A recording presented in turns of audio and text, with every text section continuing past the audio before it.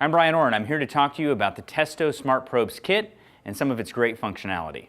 It has space in it not only to fit the refrigeration smart probes, but also to fit a lot of other great probes. So you've got your standard refrigeration smart probes here with your temperature clamps and your refrigeration probes, but you also have a space for your hot wire anemometer for measuring airflow. You also have a bunch of extra space in this case for your rotating vane anemometer, your 410i.